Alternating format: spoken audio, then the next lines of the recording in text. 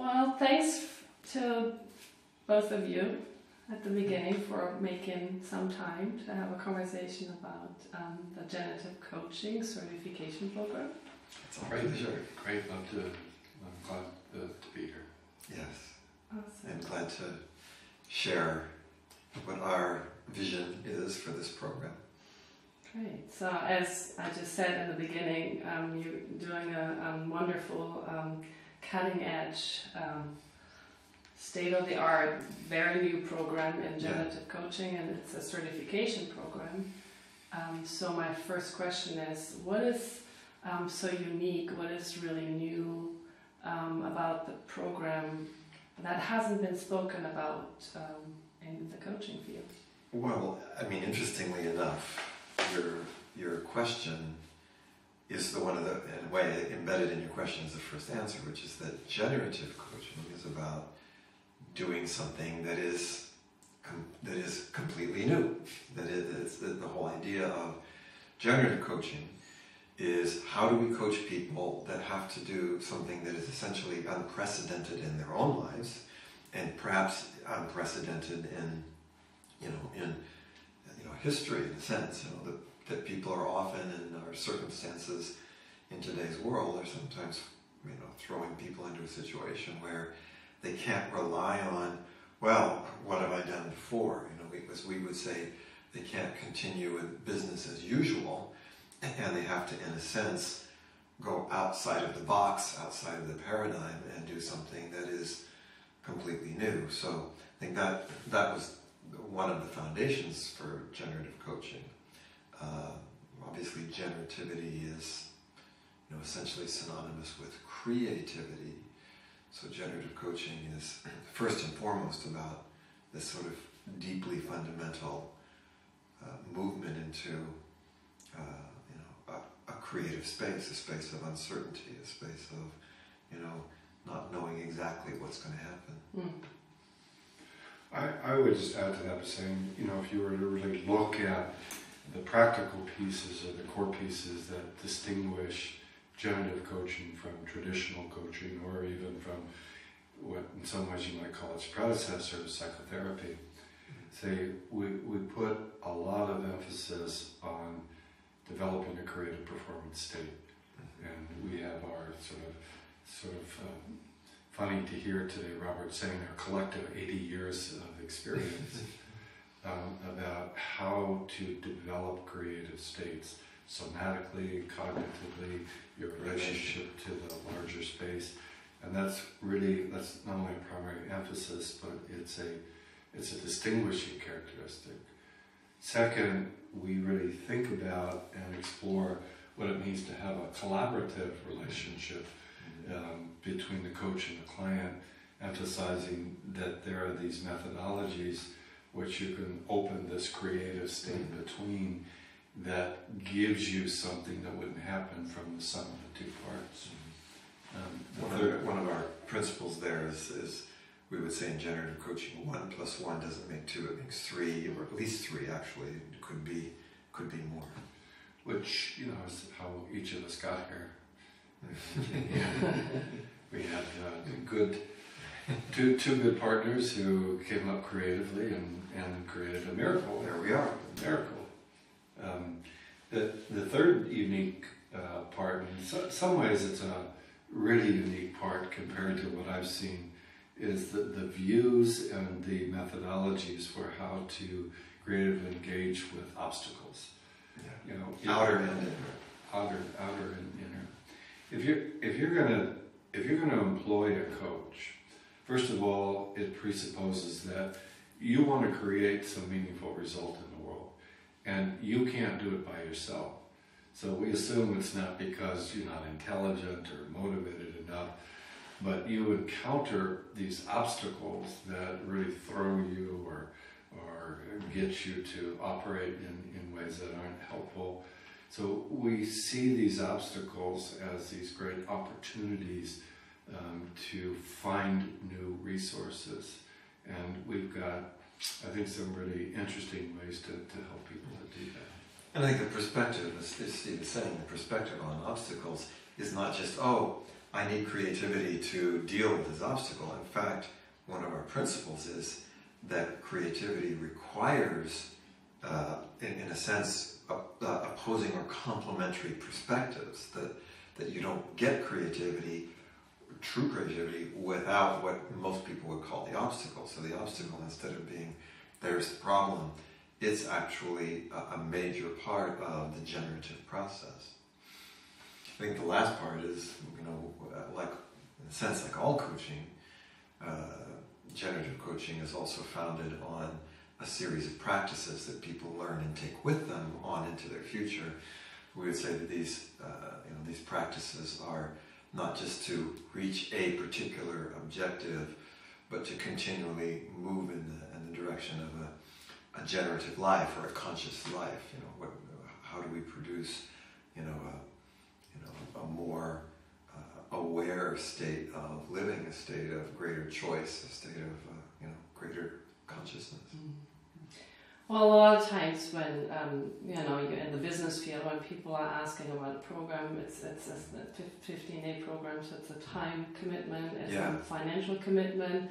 So a lot of times people ask about the benefits. So if you would summarize it to what are the benefits that people get from taking the program? I would say probably the most common feedback that we get, and I think it's most people, it's worth the 15 days, and the investment is, it changed my life completely.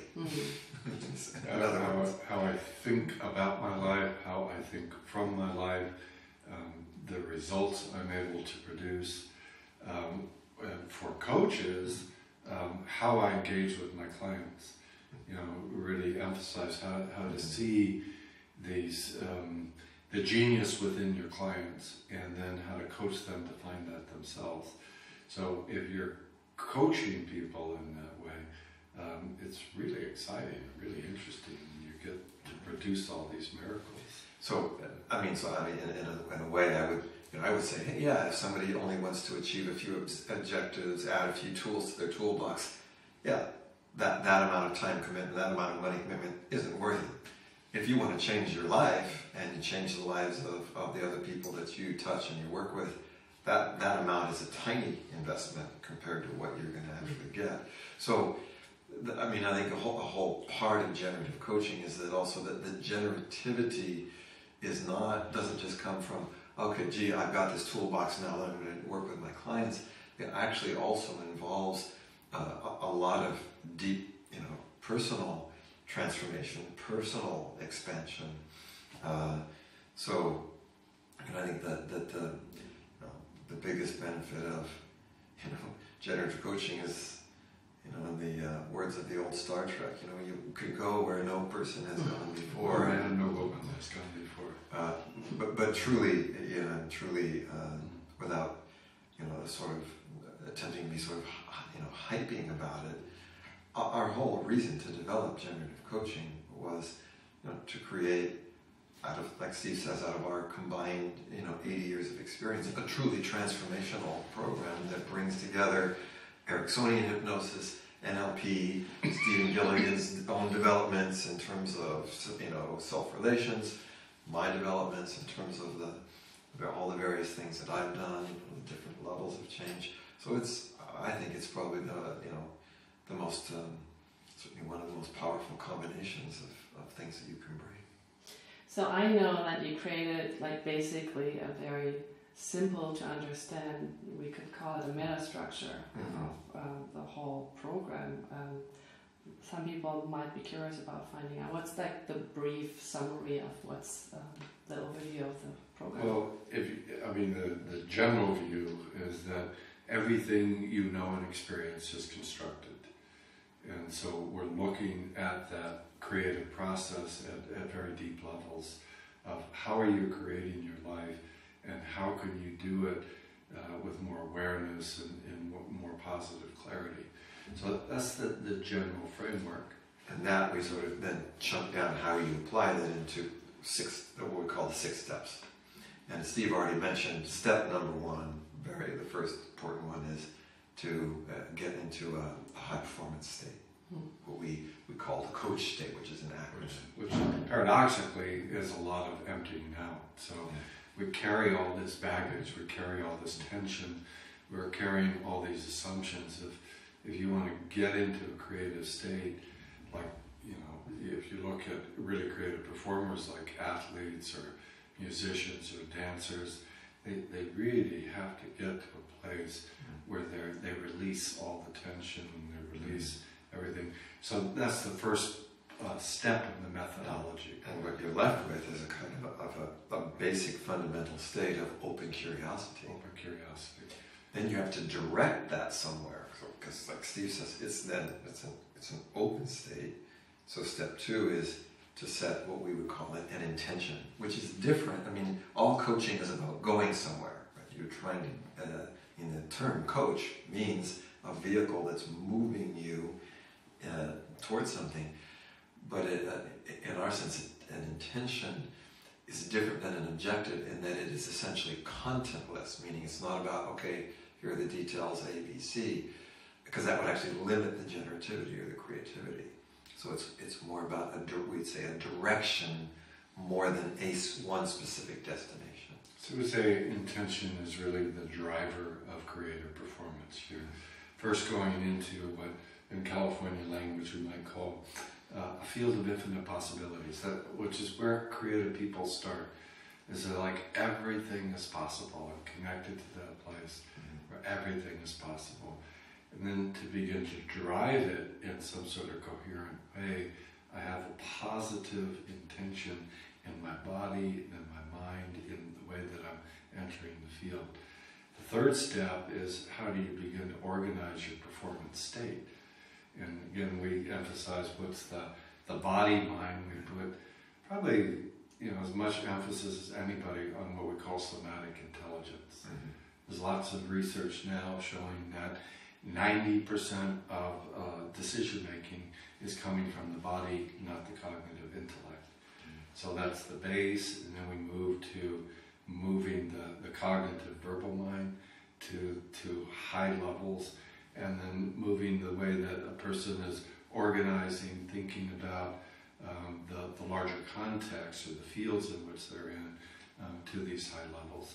So in step 3, this open state that you start in step 1 in step 2 you connect it to an intention. In step 3, as Steve says, really organizing, all of these other filters towards that, the somatic mind, and what we also like to refer to as the field mind, the field of resources, which is, I think, also in this step 3 is one of the most important skills that we help people to develop. People are taught in school to how to use, at least partially, use their cognitive mind, although I think it's only partial. They're not taught to use their somatic capability, and certainly people are not taught how to connect with this form of what we're calling field thinking, which is what you will find in the experience and the ability to produce works of genius, any artistic, scientific, whatever genius has leadership in communities. I mean, it's about really attuning your individual self to this larger collective field, if you will. So those are the first 3 steps. The last 3 are how do you begin to think about a timeline or a storyboard? Putting all of that into concrete action. So starting, as we say, 4 is specifically about moving to action through various forms of planning, including, sort of essentially this notion of storyboarding, working with timelines, other types of... And then you realize very short into the process, usually you hit the boogeyman. And you hit these places where you get external, internal messages, you can't do it, what have you. So as we were talking about earlier, we put a lot of emphasis on how to positively meet them, understand them, work with yourself with them, so they really become integral parts of your creative achievement. One of the terminologies we would use for this is you're really learning to work with obstacles through a process of creative nonviolence. So, which is actually, interestingly, rather than try to, ignore, destroy, fight, struggle against the obstacle, in fact, actually becomes transformed into something that supports you. I think to me, the step 5 is one of the most magical parts of the generative coaching, and probably, like Steve says, I think it's the part that is probably the most different, distinct, unusual, because to think of obstacles in the way that we're talking about it them is totally out of the box for most people. And finally, if we emphasize that what your mother probably already told you, honey, you're only as good as your practices. And the saying, we're not interested in coaching people to a single result. We're interested in coaching people how to be able to have a sustained creativity throughout their life. And any creative person will give testimony to the fact that you're only as good as your commitments and your practices. So we really work with people on how to develop these ongoing practices so they continue to rise in their performance capacity. Which, I think that any, and this is, I think it's true, any good coach is, your key is not to create dependence on you as a coach, but actually to empower the coachees. So by taking these practices, then people become, through their lives, more and more and more empowered. So to us, the ultimate goal of generative coaching is that people end up living a more and more generative life, meaning a life full of more choices, more contribution, more sense of satisfaction. And other way, we work with projects of generative leadership, and say what distinguishes a generative leader is, one of the main things is after they leave, whether they leave office or they leave a company, is that their legacy continues. So they've been able to provide models and visions that other people then continue to develop. So we hope in that way and expect that, again, the change doesn't stop with the coaching, right? But it's something that people are really living into their life. And we apply essentially the same steps also in our work with generative collaboration, which has to do with working with groups and teams, which I think is especially relevant for companies and organizations. And when you can take this principle of 1 + 1 = 3 into a team, that's where you get the extremely innovative, high-performing teams. Mm-hmm. Well, in your program, you're talking about transforming obstacles. That leads me to the curiosity. You're both busy and you have a full schedule. It's tough to manage and organize to do it as a collaborative workshop. So I'm curious, what is your interest? What is motivating, what's driving you to do it as a team? Well, because we couldn't do it by ourselves. That's true. There's a practical thing. I'd say we knew each other in university, so we've actually known each other for 40 years. Yeah. And we've had some places professionally where we've intersected, but we've also really gone in different paths. So we see this opportunity for generative collaboration. And it's great to be with Robert. It's fun. I always learn more. And I find that, the work that I've been looking to do across my whole career, it goes to new levels when I collaborate with Robert. So, what more could one ask for? I would mirror everything Steve was saying, and also just emphasize this idea that in a generative collaboration like we're doing, the great thing is you get to be 100% yourself. And it's like, I think a lot of times people think, oh, why would you collaborate? You have to sort of compromise here and there. And it's kind of like, no, actually, the opposite is true. We both grow, we both get to be and bring 100% who we are in what we do. And then you get this 1 + 1 = 3 thing. There's this third thing that there's no way I could ever get that by myself, no matter how hard I work, no matter, how much time I put in. And I think it's just to underscore another thing that Steve said is that generativity is inherently reinforcing, right? It's inherently pleasurable. It is actually the thing that you go, this is what life is ultimately about. That experience of, becoming more. So let's say in that creative collaboration process, you hit a challenge, you hit an obstacle in the working together. How do you take action? How do you transform those obstacles? We just get into a big fight, and the stronger one wins. Which is usually Steve. Any productive, intimate relationship has got those challenges. Yeah. You talk to anybody about a healthy long-term marriage, it's not all easy. So there are definitely more difficult, challenging parts that come for me from teaching collaboratively, and I've always found that with anybody. But the benefits that I get from collaborating with Robert, I think, are much greater than the challenges. Somebody asks a question, or you're kind of moving through a certain set of processes, and after decades of doing it, you've got your own grooves that you're moving towards.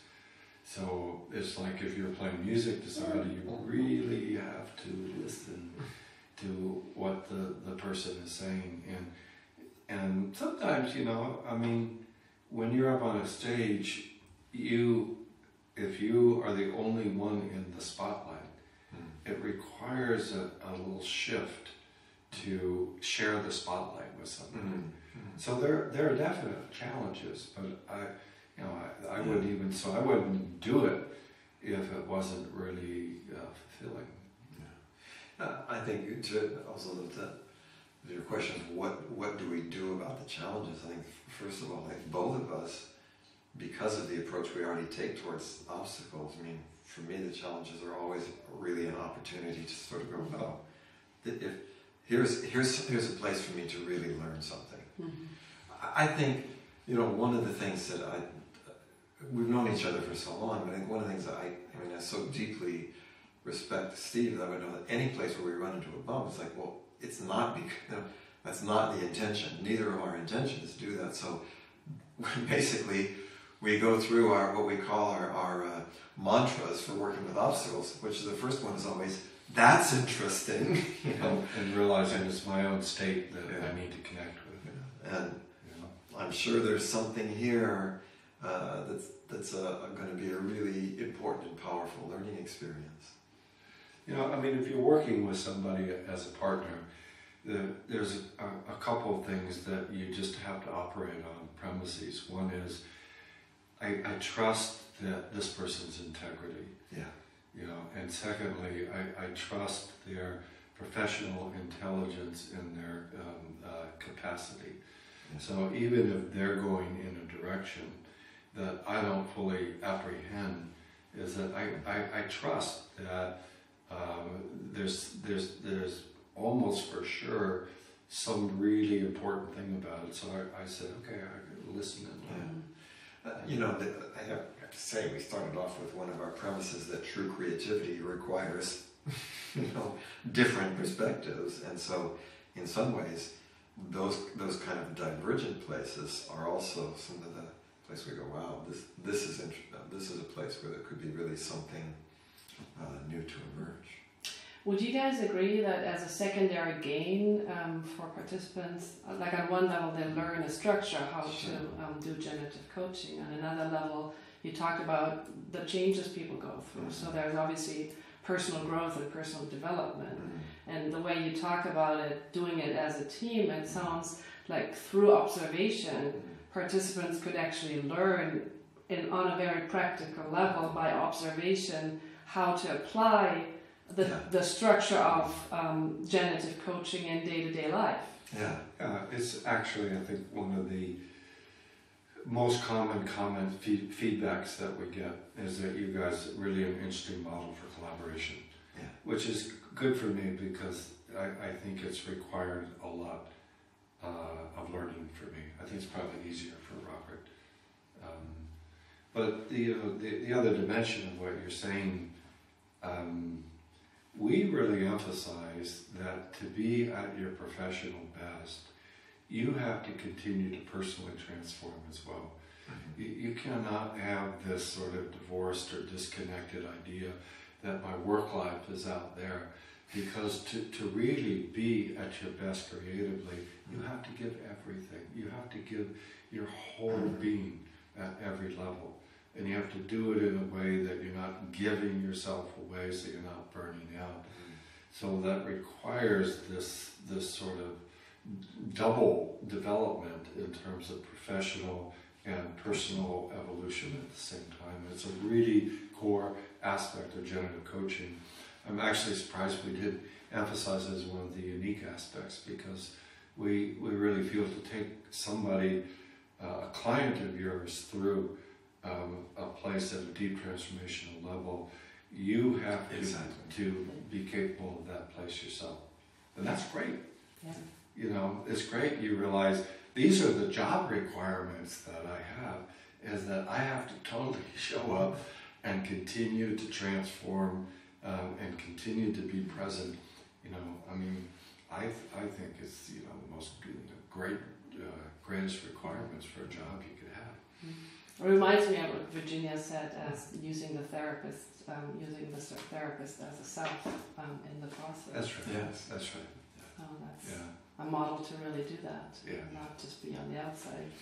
I think the other thing that just the co-teaching does, again, that you can't do by yourself, is there's a lot of things that I think is also what gets across to people in the program, is that we're modeling interactions when you're by yourself, you know, but actually we can do a lot of really interesting, you know, fun, humorous, but also very rich, you know, sort of mini demonstrations, you know, role plays. We do a lot of stuff like that I think makes it much clearer than when you're trying to, you know, sort of virtually create this, you know, an interaction. We can do it, you know, immediately, and we do this work. I mean, one of my favorite parts, like for example, today we were doing the archetypal energies. I mean, and we'll demonstrate that with each other, and people get to see this, you know, that we are doing what we teach with each other, and I think there's something that's, you know, sort of profoundly, you know, touching about that. You know, I know it's true for me when you see this kind of, you know, people walking their talk and, you know, doing it, supporting each other. Coach using the self. Yes.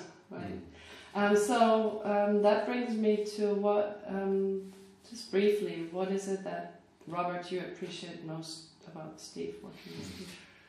Well, I mean, there's plethora. Yeah, I'm sure it's long. Things. I mean, it's interesting. I sometimes, you know, sharing with Steve, it's like back in the days that we first met, I had this kind of this strange premonition. It was like, someday, you know, we're going to be like, I mean, this was back when we were both college kids, you know, had no degree, you know, or anything. It's like, we're going to be doing something together. And I mean, first of all, I think it's Steve's, first Steve's intelligence. Like, you know, we were talking about learning. I've, you know, learned more from Steve than, you know, practically anybody else, certainly anybody else that I work with. Number two, you know, just this sense, like Steve was saying, of total commitment, total congruity that I think, you know, he brings. So I can always completely trust that. I've never had a single moment where I thought, oh, he's hiding something, or there's some ulterior motive. It's just like, I mean, and that's precious. Third, I don't know if it's actually third, but it's even the first thing that sprang to my mind. But that's just because of our mutual heritage. Is Steve's, you know, the humor. And they say that humor and intelligence go together, and if that's the case, He's the most intelligent person I know because he's the most humorous person. I get possessed by my Irish ancestors. They take over and force me to say things. So I also think, you know, just that notion that Steve, as a person who's clearly, you know, how do I say, you know, many people work with a lot of trainers and leaders. There's actually very few truly generative people. You know, there's people that kind of rearrange other people's stuff, but you know, Steve is truly generative in the sense of, you know, here is something that is new, it's profound, it makes a difference, and it's not just a kind of rehash of somebody else's something. It's like, yeah, this, and I think those things just truly they appeal to me from the beginning and continue to. Do you want to shower Robert now? Well, we're again a mutual admiration society, but I think, you know, it's self-evident, you know, in terms of Robert's presence, and it's really great to see him as a model for somebody who really believes in people moving their lives to these high levels, and has a really pure way. I mean, he's sometimes joke he's like a altar boy or something. It's almost like a spiritual, pure quest of his. Well, I was an altar boy. Me too. But I think I've really learned from that. And you say, you know, we share, I think, the same core values in a lot of ways, which I think anytime you're working in any deep partnership, that has to be the case. But we've also got these differences and these complementary differences. And I think that it's really, it has moved both of us to new levels. So I really like that sameness in that difference. And to say, I think I've learned personally to be more present in a more straightforward way, from sensing how Robert does it and what a positive impact, and then realizing, well, that's been my intention, but I haven't allowed myself to express it as cleanly or as basically, and so it's been a good contribution for my life.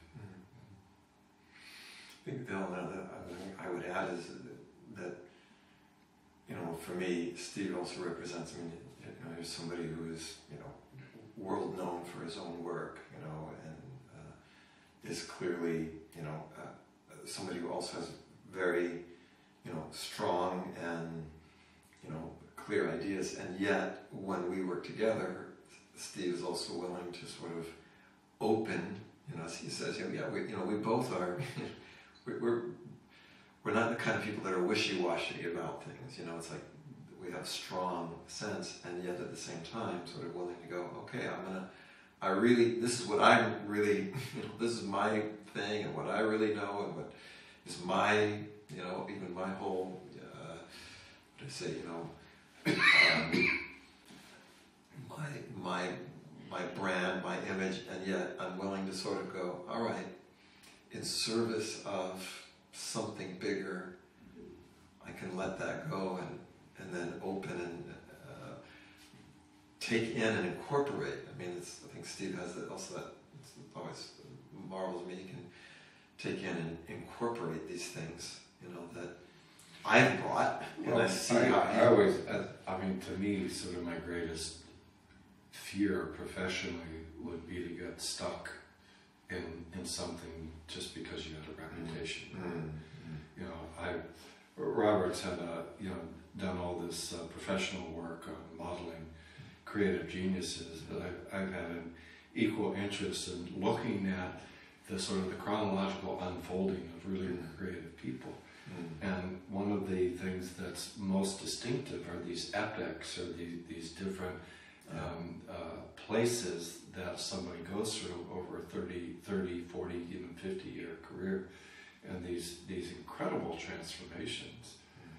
On the other hand, you see, somebody maybe make their reputation or make their fortune or get their social status from doing something, and then they go dead. And they're sort of resting on their laurels, and I think that would be one of the worst fates that I could suffer. So I'm really glad to let go of my identity from 10 years ago. And I see this as, it supports that. Yeah. The other thing I would want to say in closing is we live in interesting times, and all the institution, the bad news is, the scary thing is, most of the traditional institutions are falling apart. The way that we used to make things work in the world are no longer working. And so, it's open to a lot of scary things and violence and fundamentalisms. But at the same time, there is not only this need, but this movement to really transform the way people learn, the way people create, the way people work in teams. And we see this generative coaching as really trying to be part of that, both the necessity, but that opportunity to move things to very new levels. And we work all around the world, lots of different cultures, and we see so much interest and excitement for people really wanting to make a difference, but needing communities and needing some methodologies. So to me, maybe we've been talking about our relationship, which is great, but I think we both share this sense of really trying to make a positive contribution in this next generation. That's where I see, even more. I hope we have this mutual admiration, to our dying days, but it's not that's not our primary purpose.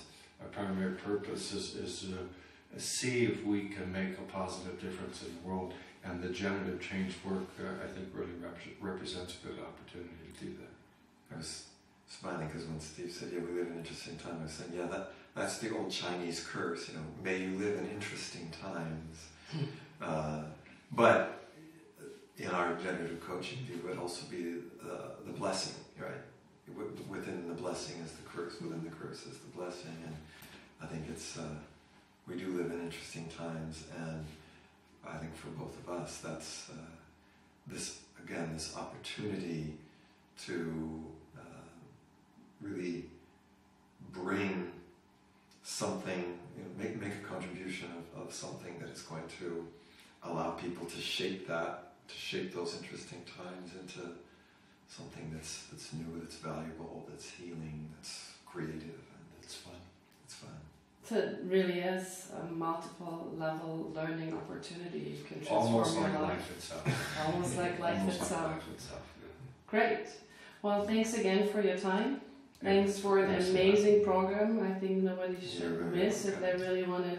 Don't miss it. Take charge in their life. We've been in China multiple times, Japan, Paris, Barcelona, Russia, London. So we're all warmed up to come to Germany. That's going to be our, piece to worked out the early bugs, the early programs. Well, again, thank you for sharing so much about the program and yourself and your time.